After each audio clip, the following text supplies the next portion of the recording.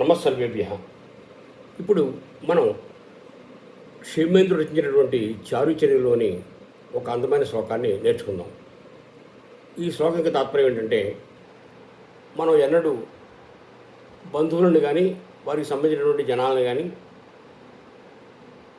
దూషించకూడదు, వాళ్ళని వదులుకోకూడదు అనేటువంటి విషయం ఈ శ్లోకం చెప్తుంది. అలా వదులుకుంటే వచ్చేటువంటి పరిణామం చాలా తీవ్రంగా ఉంటుందని హెచ్చరిస్తుంది. ముందుగా శ్లోకం చూద్దాం. నా బంధు సంబంధి జనం దూషయేత్తు నాపి వర్జయేత్తు దక్షయజ్ఞ క్షయాయ భూత్తు త్రినేత్రస్య విమానన. బంధు సంబంధి జనం, బంధువులకు సంబంధించినటువంటి జనాన్ని, అంటే బంధువులకు సంబంధించిన వ్యక్తుల్ని దూషయేత్తు దూషించరాదు, అపి మరియు నా వర్జియేత్తు విడిచిపెట్టరాదు. మనకి బంధువులు ఉన్నప్పుడు వారికి సంబంధించినటువంటి వ్యక్తుల్ని ఎప్పుడు దూషించకూడదు, అలాగని వాళ్ళని విడిచిపెట్టకూడదు. త్రినేత్రస్య ఈశ్వరుని యొక్క విమానన అవమానము, అంటే ఈశ్వరునికి జరిగిన అవమానం దక్షయజ్ఞ క్షయాయ, దక్షయజ్ఞం యొక్క నాశనము కొరకు అభూతయ్యను. అంటే ఈశ్వరునికి జరిగిన అవమానము దక్షయజ్ఞ నాశనానికి దారితీసింది అని ఈ శ్లోకం యొక్క తాత్పర్యం. మనం ఏనాడు మన బంధువుల్ని దూషించకూడదు, వాళ్ళని వదులుకోకూడదు. అలా వదులుకుంటే దానివల్ల వచ్చేటువంటి పరిణామం చాలా తీవ్రంగా ఉంటుంది. అది ఒకటి చూద్దాం. దక్ష ప్రజాపతి యొక్క కూతురు సతీదేవి, ఆ సతీదేవి యొక్క భర్త శివుడు. శివుడు సాక్షాత్తు దక్ష ప్రజాపతి అల్లుడు అవుతాడు.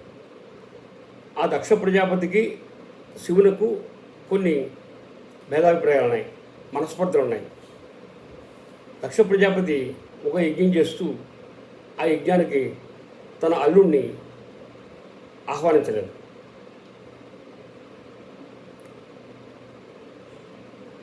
తమను ఆహ్వానించకపోయినా ఆ యజ్ఞం తన తండ్రి చేసేటువంటి యజ్ఞం కాబట్టి తాను వెళ్తానని పట్టుబట్టి సతీదేవి తన భర్తను ఒప్పించి ఆ యజ్ఞానికి వెళ్ళింది.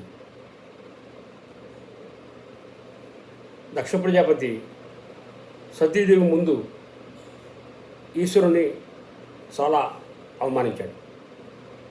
తన భర్తకు జరిగిన అవమానం తట్టుకోలేక సతీదేవి ఆ యజ్ఞగుండంలో పడి మరణించింది. ఆ వార్త తెలిసినటువంటి ఈశ్వరుడు కోపించి ప్రమాదగణాల సహాయంతో ఆ యజ్ఞాన్ని సర్వనాశనం చేశాడు. ఇక్కడ దక్ష ప్రజాపతి రెండు తప్పులు చేశాడు. మొదటి తప్పు ఏంటంటే, యజ్ఞానికి శివుణ్ణి పిలవకపోవడం. అంటే శివుడు కేవలం అల్లుడు మాత్రమే కాదు, ఆ యజ్ఞానికి అధినేత, యజ్ఞస్వామి. అటువంటి వ్యక్తిని పిలవకపోవడం మొదటి తప్పు. ఇంకా రెండో తప్పు ఏంటంటే, పిలవకపోయినా తన కుమార్తె వచ్చింది, ఆ కుమార్తె ముందు ఈశ్వరుడు అవమానించడం రెండో తప్పు. కాబట్టి ఈ రెండు తప్పులు అతను చేశాడు. అందువల్ల అతని యజ్ఞం సర్వనాశనమైంది. దీని ద్వారా మనం ఏం తెలుసుకోవాలంటే, బంధువులను కానీ వాళ్ళకి సంబంధించినటువంటి వ్యక్తులను కానీ మనం ఎప్పుడూ దూషించకూడదు, అలాగని వాళ్ళని వదులుకోకూడదు. వాళ్ళని దూషించినా వాళ్ళని వదులుకున్నా మనం పొందేటువంటి పరిణామం చాలా తీవ్రంగా ఉంటుంది అని చెప్పడమే ఈ శ్లోకం యొక్క తాత్పర్యం. శ్లోకం మరోసారి చూడండి. నా బంధు సంబంధి జనం దూషయేత్తు నాపి వర్జయేత్తు దక్షయజ్ఞ క్షయాయ భూత్తు త్రినేత్రస్య విమానన. నమస్కారం.